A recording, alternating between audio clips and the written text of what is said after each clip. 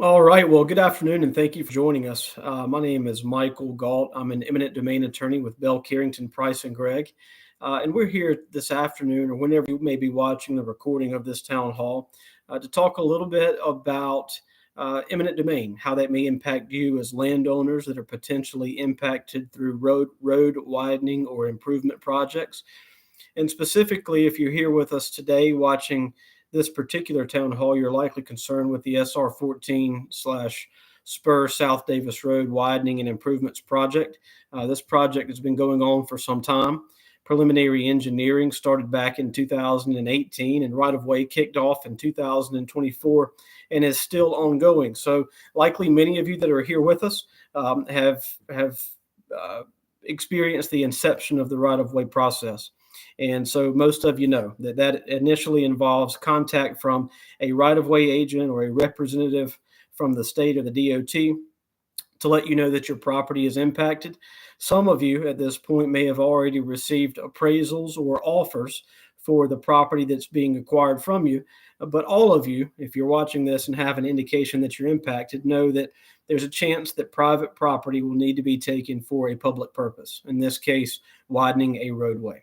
And that the ability of the government to take private property in that concept is what we refer to as the power of eminent domain. Put simply, that's just the government's ability to take private property for any public works project like a road widening or improvements project. Naturally, if you own property along what is in currently a 2-lane road or even a 4-lane road, as that road is widened or as medians are installed or sidewalks are installed, the footprint of that road widens, and the private landowners on both sides in many cases are impacted. They might lose some property, or at the very least, they might lose some property rights. And it's important for the landowner to be compensated for what the rights or the property that happens to be lost as part of a project like this. And that's where we come in. Our eminent domain attorneys at Bell Carrington focus on representing landowners in eminent domain cases primarily for one goal, and that is to make sure that landowners receive just compensation for what is taken from them. That is generally our primary and only goal in cases like this. It's very difficult to stop a road widening or improvements project from going forward. So instead, we focus on helping the landowners with their main and most important right as a landowner, which is the right to receive just compensation. Now, unfortunately, determining what is just compensation is never very simple. The government will always make an offer. Very rarely does that offer entail or look to determine every particular damage that a landowner may occur as part of a project like this. The land values in the offer that you receive may be low. Some damages regarding access may be unaccounted for. If this is a residential property that you own, we may be talking about damages due to the new proximity of the roadway coming closer to the residence. And those are all items that need to be considered. They need to be valued. And then ultimately, they need to be argued for and negotiated with.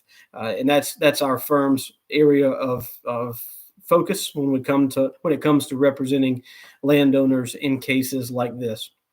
We will take your case if we find that this is a viable impact, and we will work to have our research team, identify the true impact.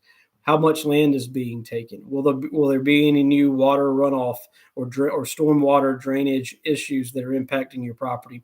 Will access change? We identify the areas that are impacting the property, and then we assign a value to those impacts. We call those damages. And identifying the damages is one of the key focuses of our practice.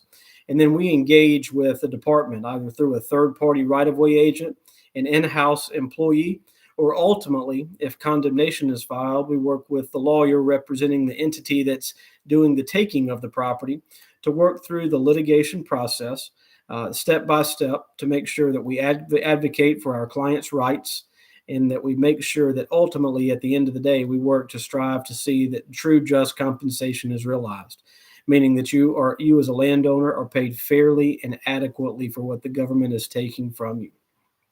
Now, all of that is a lot to say that the process can be complicated. the terminology can be confusing. Certainly, the steps along the process up and until if a condemnation is filed can be burdensome if you're not used to dealing with this type of stuff. And fortunately, our team at Bell Carrington is. We do it all day, every day. We certainly know the terminology. In many cases, we know the people involved, and we absolutely know the process from beginning to end, from pre-condemnation, from the offer being made, the negotiation with the right-of-way agents, and ultimately the condemnation procedure up and until trial, which is your ultimate right and remedy as a landowner if you're unable to agree to an amount of just compensation with the government. And we're here to represent you and to walk with you every step of the way until the case is settled or until a verdict is received. Now, a couple of things that I like to hit on in these town halls just to sort of calm some concerns that many landowners have. The first is, while this presentation is brief, and we're just giving a brief rundown of how we may be able to help landowners, we can give much more information in a detailed one-on-one conversation or consultation at Bell Carrington. Our eminent domain consultations are always free, no obligation. We're not salesmen. We're not going to try to high pressure with some sales tactics to have you sign up with our firm, but we would like the opportunity to connect with you one-on-one, to have a phone call, to have a Skype or Zoom meeting, for us to be able to look into our software, to pull up your property in real time, and to give you an adequate and accurate representation of what we believe the impact to your property will be and how we may be able to help. And we can do that quickly in real time while we're on the phone during that initial consultation. The second is that we have a unique fee structure with eminent domain cases at Bell Carrington. We don't charge traditional attorney's fees in that there's no retainer due out of pocket. We don't bill hourly, and we don't ever expect money out of pocket from our clients for attorney's fees. Instead, we operate on a contingency fee basis, which is ultimately a percentage of the amount of just compensation recovered for our landowners over and above the initial offer. If we're not successful in our endeavor to reach true just compensation and to increase that offer, then our clients aren't on the hook for any attorney's fees. And we're more than happy to discuss the details of that sort of fee arrangement in a one-on-one consultation at your convenience with a member of our team. So just in conclusion, Michael Gault with Bell Carrington, we have a team of lawyers and staff that focus strictly on representing landowners in eminent domain cases. This is what we do. We enjoy it.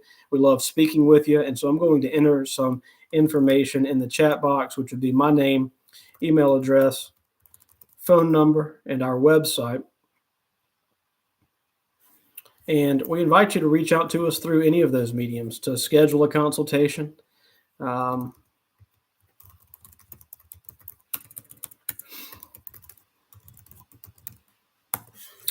Through a direct email, through a phone call, or if you go to bellcarringtoneminentdomain.com, you can find a number of ways to schedule a consultation. You can use a fillable form to reach out to us for more information.